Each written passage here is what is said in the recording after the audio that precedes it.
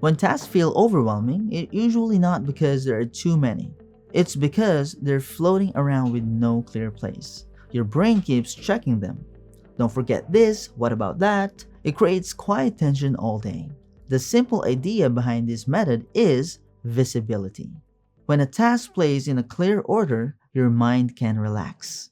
We're going to use one daily task page, just one page. Nothing hidden, nothing crowded. This page works because of three simple ideas. First, tasks need a home. When a task lives on a page, your mind doesn't need to hold it. Second, tasks need a clear order, not by importance in theory, but by what feels doable today. Third, task needs a gentle limit. Too many items create pressure. A short list creates movement. For example, if you write 10 tasks in a row, you may freeze. But if you write 3 clear tasks, you're more likely to start. If you feel a little clearer right now, that's a good sign. If you want me to guide you through the full step-by-step version where I explain everything slowly with real examples, you can take the whole class free for a month using my link below.